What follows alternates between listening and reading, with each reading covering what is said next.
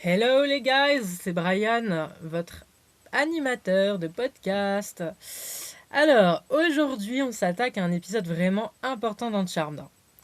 Et pas juste un petit épisode sympa à regarder comme ça. Non, non, non, non, non, non. Là, on est clairement sur un tournant dans la série.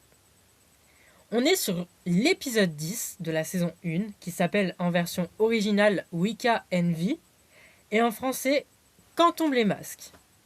Un titre qui est d'ailleurs plutôt bien trouvé quand on connaît l'histoire, parce qu'il résume parfaitement ce qui va se passer. Bon, je vais vous expliquer, cet épisode a été diffusé pour la première fois le 13 janvier 1999 aux États-Unis sur la chaîne Warner Bros. À un moment où la série commence vraiment à trouver son rythme et surtout son public. Avec des audiences qui tournent autour de 7 à 8 millions de téléspectateurs, je vais vous dire vraiment, c'est vraiment ce qui est franchement solide pour une série fantastique à l'époque. Surtout sur une chaîne comme celle-là. Et en France, on va dire qu'il va arriver à peu près quelques mois plus tard, donc en 1999 toujours, et sur M6, la trilogie du samedi.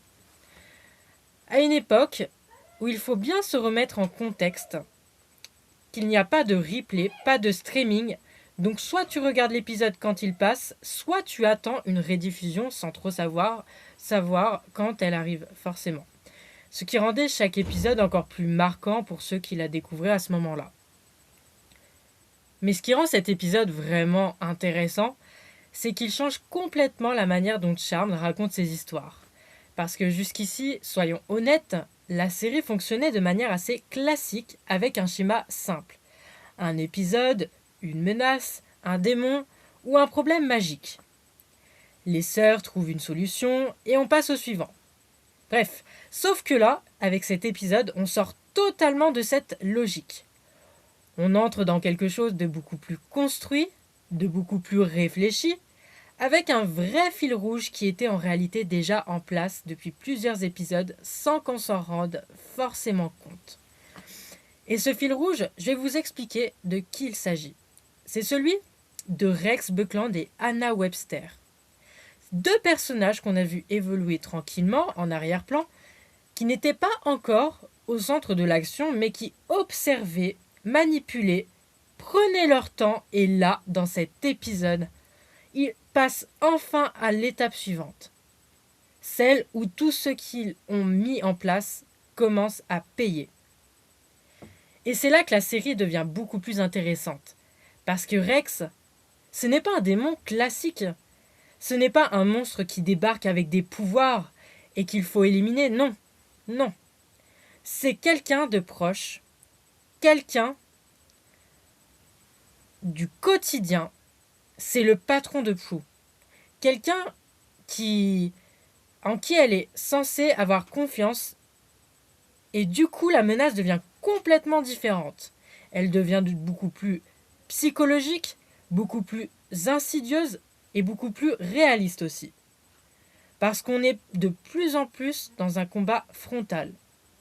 On est dans quelque chose de plus subtil, où le danger vient de la manipulation, du mensonge, du fait de retourner quelqu'un contre lui-même. Et ça, franchement, ça change vraiment tout dans la perception qu'on a de l'épisode.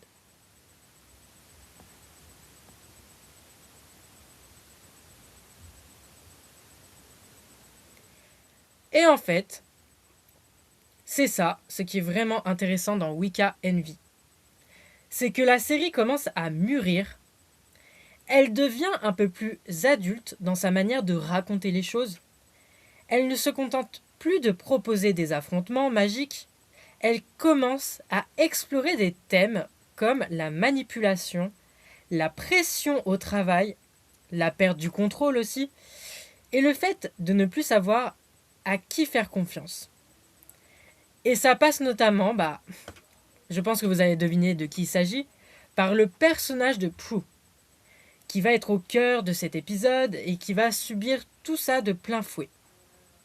Ce qui rend l'histoire beaucoup plus humaine, beaucoup plus proche de nous, même si on est dans un univers fantastique, bien sûr. Et ce qui est encore plus intéressant, c'est que cet épisode arrive à un moment clé de la saison, Un moment où la série doit prouver qu'elle peut tenir sur la durée, qu'elle peut proposer autre chose que des histoires indépendantes. Et clairement, cet épisode montre que oui, elle en est capable. Certains fans considèrent même que c'est presque une sorte de mini-conclusion d'arc, parce qu'il vient régler une intrigue installée depuis plusieurs épisodes. Ce qui n'était vraiment pas du tout la norme au début de la série. Parce que moi, je m'en suis aperçue. Et ça montre bien qu'on est en train de passer à une autre étape dans la construction de Charmed. Et puis, il y a aussi un élément qu'on oublie souvent, mais qui est super important.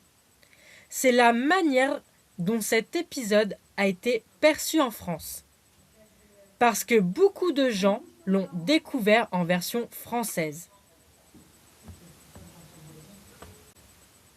Avec le doublage, les adaptations de dialogue, les choix de ton, et tout ça influence énormément la manière dont on ressent les scènes, notamment celles avec Rex, qui peuvent paraître encore plus dures ou plus directes en version française, et ça, on prendra le temps d'en parler plus tard, parce que ça joue vraiment sur l'expérience globale de l'épisode. Donc du coup, au final, ce qu'il faut vraiment retenir de cet épisode, c'est qu'il marque un vrai changement dans la série. Parce qu'il montre que les sœurs ne sont pas invincibles, qu'elles peuvent se faire manipuler, qu'elles peuvent se tromper, qu'elles peuvent perdre le contrôle, et ça c'est hyper important pour créer du suspense, pour créer la tension, parce que d'un coup on ne regarde plus juste pour voir comment elles vont gagner, on regarde pour savoir si elles vont s'en sortir. Et ça change complètement la manière de vivre l'épisode. Et c'est justement parce que cet épisode installe une tension beaucoup plus réaliste, beaucoup plus psychologique, avec des ennemis qui ne cherchent plus simplement à attaquer, mais à manipuler et à détruire de l'intérieur, en s'appuyant sur les failles et le quotidien des sœurs. Que le résumé détaillé qui arrive maintenant devient encore plus important parce que chaque scène, chaque choix, chaque erreur va avoir un impact réel sur ce qui va suivre. Ce qui est vraiment intéressant là avec cet épisode, quand tu le regardes en version française, c'est que le doublage ne se contente pas de traduire. Il va accentuer en fait certaines choses, notamment tout ce qui touche à la manipulation et à la psychologie. Et à la tension psychologique. Et ça se ressent particulièrement dans la manière dont le personnage de Rex est interprété. Parce qu'en version originale, il paraît déjà froid et calculateur, alors qu'en version française, il paraît encore plus direct, presque plus dur aussi même, d'après ce que j'ai remarqué hier soir. Il paraît vraiment plus direct et plus dur dans sa façon de parler. Ce qui va renforcer clairement le côté un peu piège de l'épisode, alors que du côté des sœurs, les voix françaises vont davantage appuyer les émotions, notamment la confusion et la colère de Prue, qui passent parfois de manière encore plus marquée qu'en version originale. Ce qui fait que pour beaucoup de spectateurs français, cet épisode est ressenti comme plus dramatique, plus intense, alors qu'à la base, la version américaine joue parfois sur quelque chose de plus subtil. Et ça s'explique par contre aussi par les conditions de doublage de l'époque. On peut pas leur en vouloir, je suis désolée. Ça s'explique parce que, en fait, les comédiens travaillaient souvent scène par scène, sans forcément avoir toute la continuité de l'épisode, ce qui les oblige à se fier énormément à la direction artistique, pour ajuster leur jeu. Surtout dans un épisode comme celui-ci où les émotions évoluent rapidement. Et bah, malgré ça, le résultat reste très cohérent, ce qui montre, bien évidemment, que le niveau de maîtrise des comédiens et comédiennes de doublage sur ce genre de série. Au final, cet épisode marque vraiment un tournant dans Charmed, parce qu'il va introduire une menace plus humaine, plus réaliste, basée sur la manipulation plutôt que la force brute. Tout en montrant, bien sûr, que les sœurs peuvent perdre le contrôle et se retrouver dans des situations beaucoup plus graves qu'avant. Et même aussi, si tout n'est pas encore parfait dans la mise en scène ou les effets, il y a déjà cette volonté de raconter quelque chose de plus profond et de plus construit.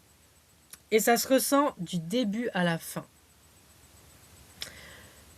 Sur ce, je vous fais plein de bisous. Merci de m'avoir écouté. L'épisode va s'arrêter ici pour moi. C'était Brian Nallé pour le podcast Charmed, l'envers du sortilège. N'hésitez pas à aller regarder après l'épisode. Sur ce, je vous fais des gros bisous. Passez une bonne journée. Et je le dis, le pouvoir des trois nous libérera. À la semaine prochaine, mes amours.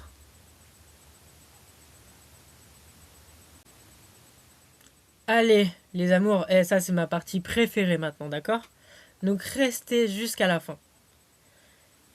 Ce qu'il faut savoir vraiment, et puis comprendre avec cet épisode, c'est qu'on est vraiment encore au tout début de Charmed. Et ça se ressent énormément dans la manière dont il a été tourné. Parce que la série est encore en train de se chercher. Encore, même au 10e épisode de la saison 1. Autant dans son ton, je disais bien tout à l'heure, que dans ses moyens techniques. Et du coup, cet épisode est un peu à la croisée des chemins entre une production encore simple et une ambition qui commence à devenir beaucoup plus grande, notamment dans la façon de raconter une intrigue plus longue et plus construite. Sauf que les conditions de tournage, elles, n'ont pas encore totalement suivi cette évolution. Et oui. À cette époque-là, un épisode est tourné très rapidement. Généralement, je crois de mémoire, en une semaine environ, parfois à peine plus, je crois. Ce qui veut dire que les acteurs enchaînent les scènes avec très peu de répétitions, très peu de marge d'erreur, et surtout avec des effets spéciaux qui ne sont pas visibles au moment du tournage. Ce qui est particulièrement important dans cet épisode, parce que toute la manipulation de Rex repose sur des effets ajoutés en post-production. Donc concrètement, les acteurs doivent jouer des réactions à quelque chose qu'ils ne voient pas. Ce qui peut parfois créer des petits décalages. Et d'ailleurs, ça se remarque justement dans certaines scènes où les regards ou les réactions ne tombent pas parfaitement au bon moment, notamment quand Prue est influencé ou quand des éléments magiques interviennent sans présence physique réelle. Petite parenthèse. Allez regarder l'épisode après. Mais heureusement que vous m'avez. Je ne dis rien, non, je ne me jette pas des fleurs. Bref, je coupe la parenthèse. On continue. Donc je disais, et ça, du coup c'est un détail qui peut passer complètement inaperçu si tu regardes l'épisode. Mais quand tu fais attention, tu te rends compte qu'il y a parfois vraiment un léger flottement, un petit décalage entre le jeu de l'acteur et l'effet visuel qui arrive en une fraction de seconde après. Pardon, excusez-moi. Donc, je continue. Ce qui est typique des séries, du coup, de cette époque, où les effets spéciaux étaient encore assez limités, j'ai bien dit avant, il y a quelques minutes. Et surtout aussi, c'était ajouté après, du coup. Sans retour immédiat pour les comédiens sur le plateau. Du côté des acteurs, justement, cet épisode demande de quelque chose d'assez particulier, surtout pour celle qui jouait Prue. parce qu'elle doit interpréter une version d'elle-même qui est manipulée, mais sans tomber dans quelque chose de trop caricatural, ce qui n'est pas évident du tout. Il faut vraiment la comprendre et se mettre à sa place, hein. Parce qu'il faut réussir à montrer qu'il y a un problème sans que le spectateur comprenne immédiatement ce qui se passe. Et ça passe par des détails très subtils dans le jeu. Des regards un peu absents, des réactions légèrement décalées. Et ça, c'est clairement un choix de mise en scène qui demande une vraie précision malgré le peu de temps de tournage. Et il y a aussi un autre point intéressant sur le plateau, c'est que les scènes au commissariat ou en prison, qui sont pourtant assez courtes à l'écran, demandent en réalité une organisation de malade beaucoup plus lourde que les scènes au manoir, parce qu'il faut recréer un décor complètement différent, gérer des figurants, des costumes, des accessoires spécifiques, et tout ça pour des scènes qui, au final, ne durent pas quelques minutes. Ne durent que quelques minutes, oui. Ce qui montre bien le niveau d'investissement nécessaire, même pour des passages secondaires dans l'épisode. Alors, il y a aussi un autre détail assez intéressant, qui concerne les interactions entre les acteurs qui jouent Rex et Anna. Parce que leur dynamique est très précise, très calculée. Et ils ne sont pas là pour faire peur de manière frontale. Ils sont là pour contrôler la situation. Et cette scène, d'ailleurs, se ressent aussi dans leur manière de jouer, dans leur calme, dans leur façon de parler. Et ça, c'est quelque chose qui a été travaillé dès le départ pour différencier ces antagonistes des autres créatures qu'on a pu voir avant, ce qui donne une impression beaucoup plus froide et beaucoup plus stratégique. Et puis, forcément, quand on parle de tournage, on ne peut pas passer à côté des petites erreurs ou incohérences. Parce qu'il y en a toujours, surtout dans Charmed, hein. Surtout dans des conditions aussi rapides. Et dans cet épisode, on peut remarquer, par exemple, que certains éléments de continuité ne sont pas parfaitement respectés, comme des positions de main ou d'objets qui changent légèrement entre deux plans, entre deux prises, ou encore des variations dans les réactions des personnages par rapport à des événements qui viennent juste de se produire. Ce qui s'explique tout simplement par le fait que les scènes ne sont pas tournées dans l'ordre et que les acteurs doivent retrouver leur état émotionnel à chaque prise sans avoir la continuité parfaite. Voilà. Il y a aussi un détail intéressant que j'ai oublié de vous dire. C'est sur la mise en scène elle-même. C'est que cet épisode, en fait, utilise beaucoup plus de plans rapprochés que les précédents. Notamment sur les visages, pour accentuer la tension et le côté psychologique. Et ça, c'est un choix volontaire qui permet de compenser le manque d'effets spectaculaires, je crois, oui, spectaculaires, en renforçant l'émotion et l'immersion. Ce qui est assez malin quand on sait que les moyens techniques sont encore limités à ce moment-là. Ils ont vraiment bien fait à l'époque, je peux vous assurer. Enfin, une petite anecdote de production qui s'est souvent relevée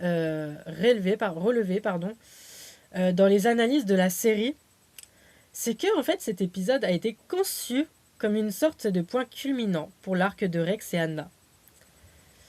Une structure narrative plus dense et plus tendue que les épisodes précédents.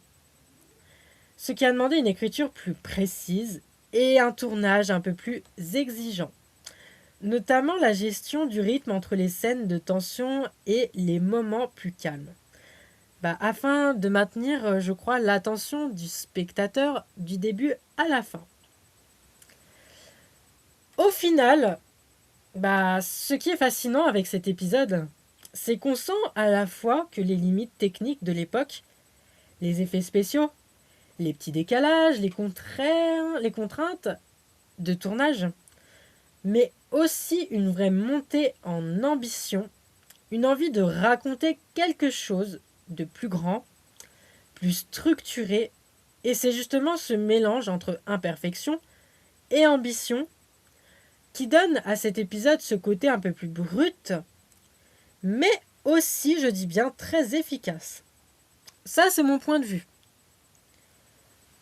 Et c'est précisément parce que cet épisode révèle autant les coulisses de fabrication de la série, euh, avec ses contraintes, ses choix de mise en scène du coup, et ses petits défauts techniques, tout en montrant une vraie évolution dans l'écriture et dans l'intention de raconter une histoire plus complexe que ce qui se passe du côté du doublage français d'ailleurs. Avec ses propres contraintes, ses choix d'adaptation et ses particularités, qui deviennent encore plus intéressants d'ailleurs à analyser en détail, ce qui va nous amener naturellement à plonger maintenant d'ailleurs dans toute la partie dédiée à la version française de cet épisode. Allez, c'est parti.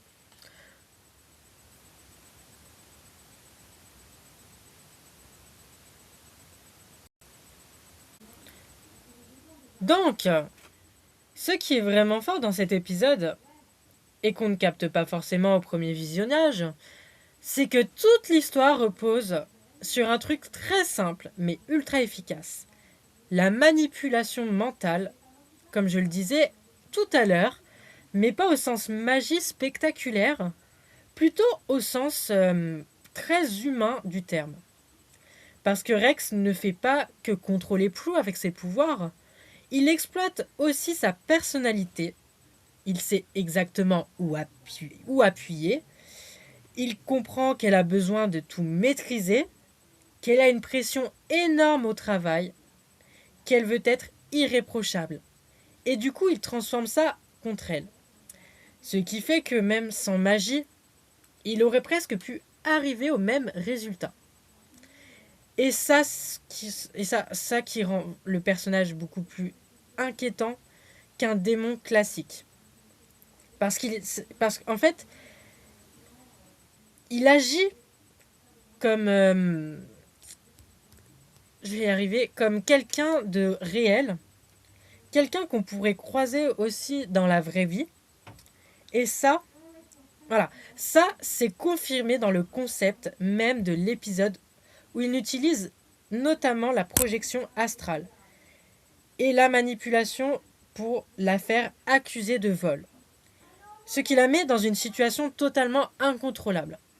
Et du coup, quand on regarde le personnage de Prue dans cet épisode, on se rend compte qu'elle est en plein basculement parce que depuis le début de la série, elle est présentée comme la plus forte, la plus stable, celle qui tient tout le monde, et là, pour la première fois, elle perd totalement le contrôle, mais de tout, mais pas à cause d'un manque de pouvoir.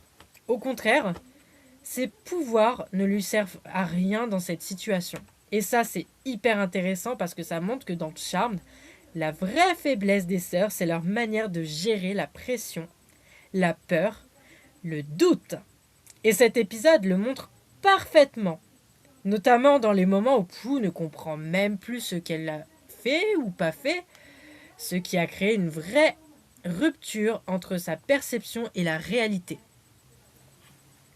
Et en parallèle, t'as Piper et Phoebe qui représentent un autre angle parce qu'elles sont face à un dilemme assez dur. Est-ce qu'elles doivent faire confiance à Prue malgré les preuves contre elle, ou est-ce qu'elles commencent à douter? Et même si la série ne pousse pas le doute à fond, tu sens quand même qu'il y a une tension, qu'il y a un moment où elles ne comprennent plus rien non plus. Et ça renforce le côté famille sous pression. C'est ce que j'appelle, je mets ça ce terme-là en fait. Qui deviendra du coup un thème central dans toute la série.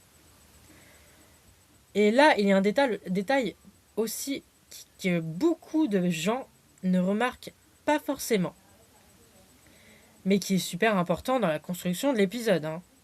C'est que Rex et Anna ne cherchent pas à tuer les sœurs directement. En fait, non. Leur objectif, c'est de leur voler leur pouvoir. Et ça, c'est une nuance énorme. Parce que ça montre une forme d'envie, comme le titre en version originale. Il le dit très clairement, hein, il le dit très bien. Wicca Envy. Littéralement, envie des sorcières. Et donc, on n'est pas dans une logique de destruction, on est dans une logique plutôt d'appropriation. Ce qui rend le conflit beaucoup plus intéressant. Et ça correspond exactement au résumé officiel où leur plan consiste en fait à piéger Prue pour forcer les sœurs à céder leur pouvoir. Justement. Et en parlant de détails cachés, il y a aussi tout ce qui entoure le personnage de Léo, oui. Dans cet épisode, parce qu'il est encore assez mystérieux à ce stade, hein, mais si tu fais attention, tu vois qu'il est toujours là au bon moment, qu'il intervient de manière très précise, et ça, ce n'est pas du tout un hasard. C'est clairement une mise en place pour la suite de la série. Même si à ce moment-là, le spectateur n'a pas encore toutes les clés pour comprendre son rôle exact. Maintenant, là où ça devient encore plus intéressant, c'est quand on regarde la version française de l'épisode. Parce que le doublage change légèrement la perception de tout ça. Notamment sur le personnage de Rex, qui en version originale est déjà manipulateur, mais qui en version française paraît encore plus froid, plus direct, presque plus méchant. Parce que l'adaptation française simplifie parfois certaines subtilités pour rendre les intentions plus claires, et ça, c'est une pratique très classique du doublage des années 90. Je me suis bien renseigné.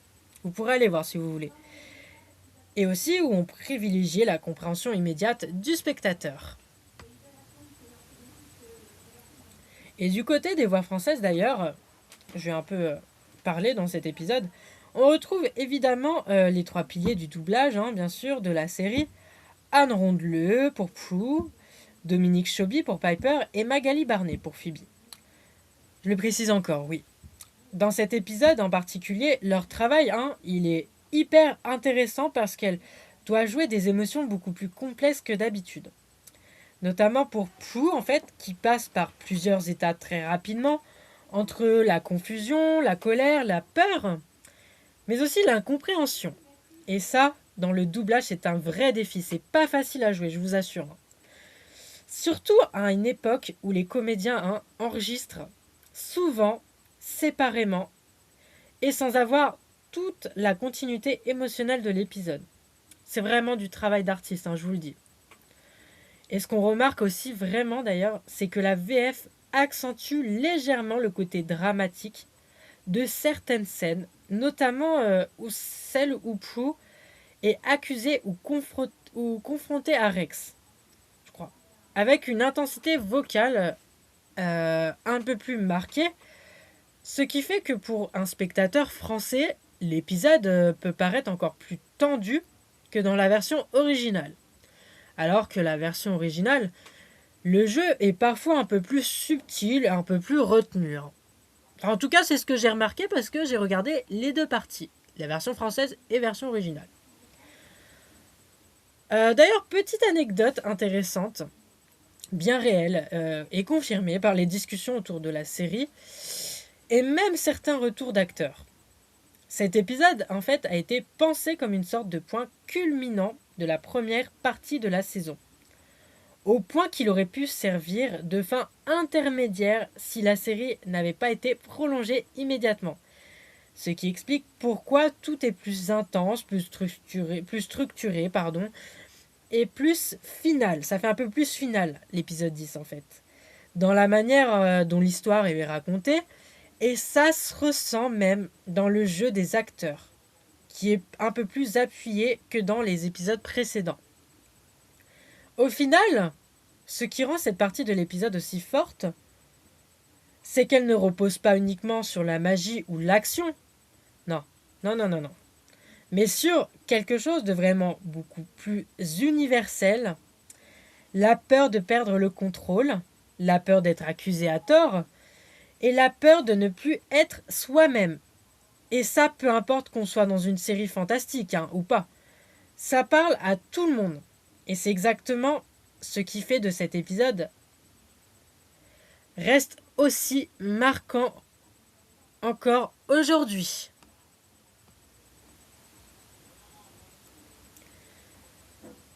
Et c'est justement, du coup, parce que cet épisode joue autant sur la psychologie des personnages, sur la manipulation et sur des émotions très humaines, tout en utilisant la magie encore, comme un outil plutôt qu'une solution, que tout ce qui se passe en coulisses, que ce soit au niveau du tournage, des choix de mise en scène, ou même des effets spéciaux, encore limités à l'époque, devient encore plus intéressant à analyser. Ce qui nous amène naturellement à plonger maintenant dans les secrets de production et les coulisses de cet épisode.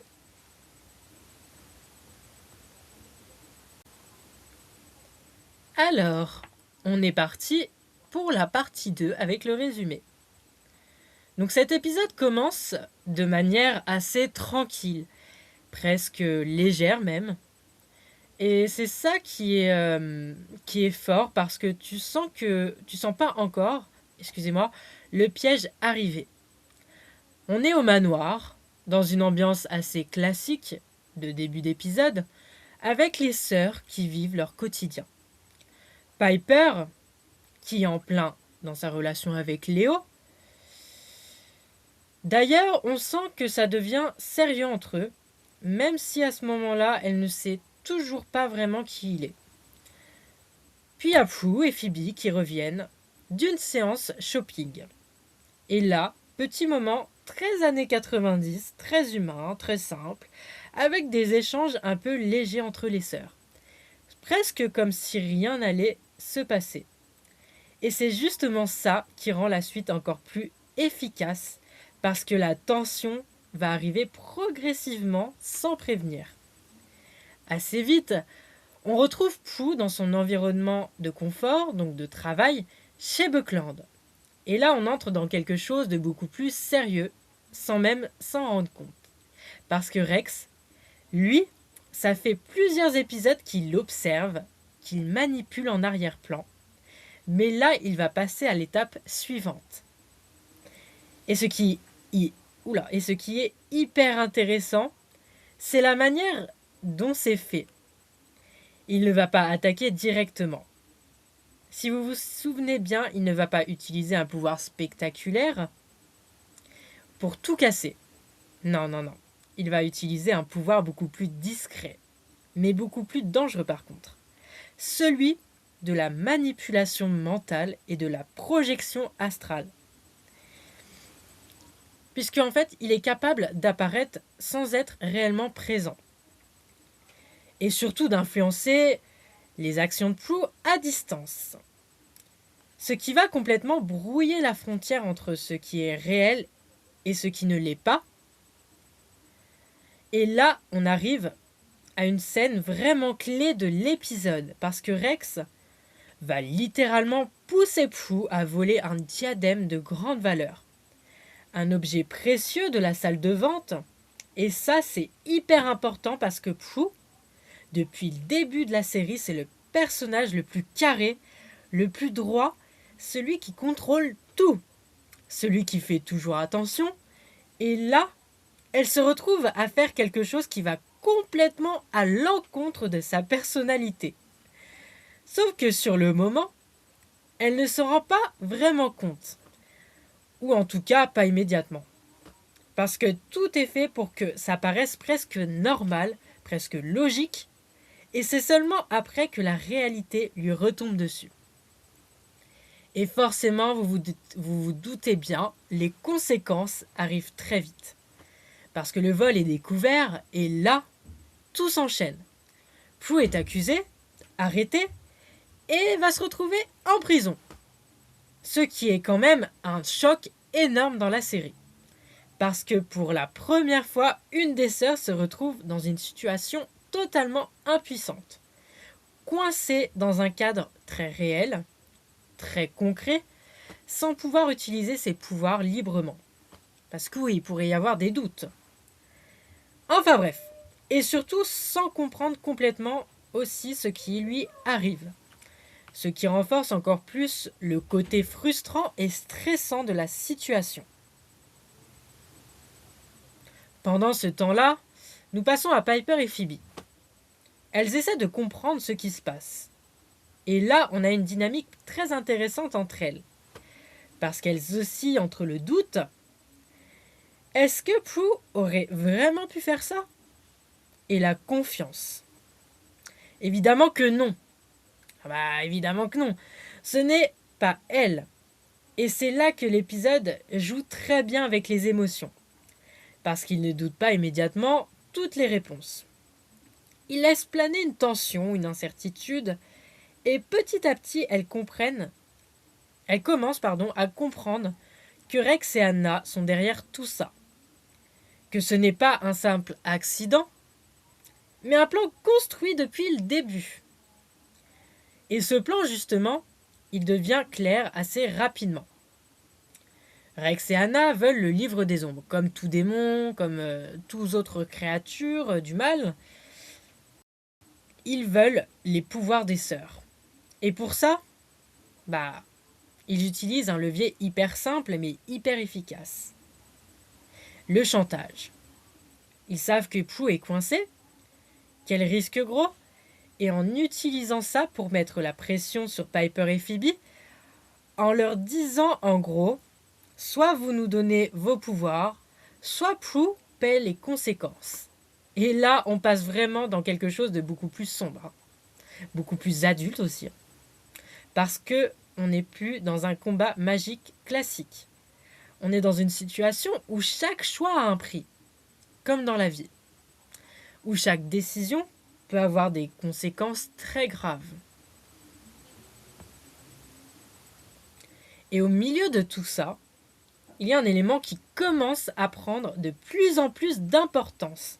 Même s'il est encore assez discret à ce stade de la série, c'est le personnage de Léo, qui va intervenir d'une manière assez subtile mais essentielle.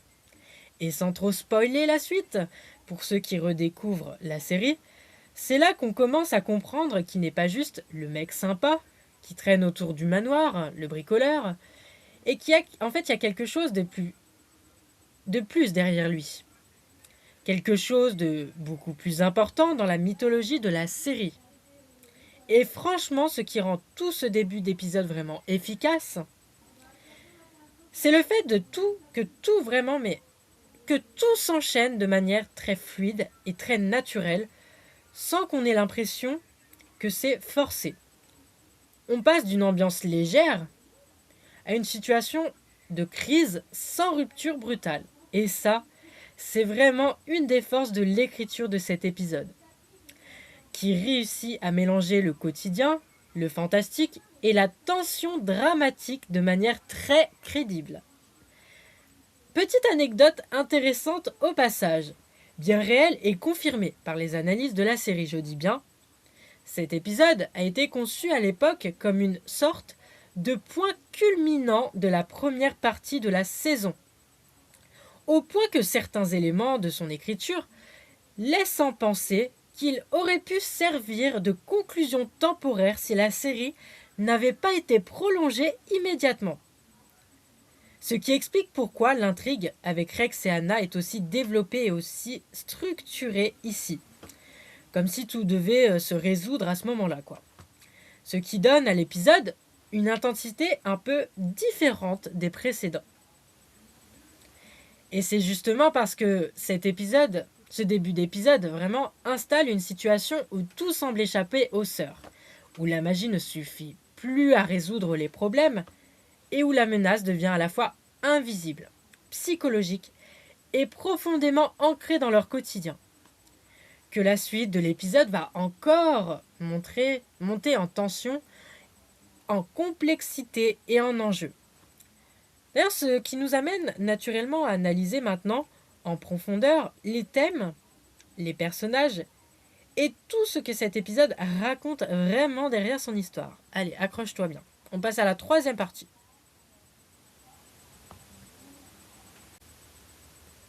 Ce qui est vraiment intéressant là avec cet épisode, quand tu le regardes en version française, c'est que le doublage ne se contente pas de traduire.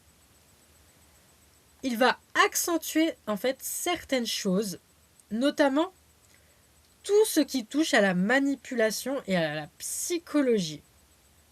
Et à la tension, psychologique. Et ça se ressent particulièrement dans la manière dont le personnage de Rex est interprété. Parce qu'en version originale, il paraît déjà froid et calculateur, alors qu'en version française, il paraît encore plus direct, presque plus dur aussi même, d'après ce que j'ai remarqué hier soir. Il paraît vraiment plus direct et plus dur dans sa façon de parler. Ce qui va renforcer clairement le côté un peu piège de l'épisode, alors que du côté des sœurs, les voix françaises vont davantage appuyer les émotions, notamment la confusion et la colère de Prue, qui passent parfois de manière encore plus marquée qu'en version originale. Ce qui fait que pour beaucoup de spectateurs français, cet épisode est ressenti comme plus dramatique, plus intense, alors qu'à la base, la version américaine joue parfois sur quelque chose de plus subtil. Et ça s'explique par contre aussi par les conditions de doublage de l'époque. On peut pas leur en vouloir, je suis désolée. Ça s'explique parce que, en fait, les comédiens travaillaient souvent scène par scène, sans forcément avoir toute la continuité de l'épisode, ce qui les oblige à se fier énormément à la direction artistique, pour ajuster leur jeu. Surtout dans un épisode comme celui-ci où les émotions évoluent rapidement. Et malgré ça, le résultat reste très cohérent, ce qui montre, bien évidemment, que le niveau de maîtrise des comédiens et comédiennes de doublage sur ce genre de série. Au final, cet épisode marque vraiment un tournant dans Charmed, parce qu'il va introduire une menace plus humaine, plus réaliste, basée sur la manipulation plutôt que la force brute. Tout en montrant, bien sûr, que les sœurs peuvent perdre le contrôle et se retrouver dans des situations beaucoup plus graves qu'avant. Et même aussi, si tout n'est pas encore parfait dans la mise en scène ou les effets, il y a déjà cette volonté de raconter quelque chose de plus profond et de plus construit. Et ça se ressent du début à la fin. Sur ce, je vous fais plein de bisous. Merci de m'avoir écouté. L'épisode va s'arrêter ici pour moi. C'était Brian Nallet pour le podcast Charmed, l'envers du sortilège. N'hésitez pas à aller regarder après l'épisode. Sur ce, je vous fais des gros bisous. Passez une bonne journée.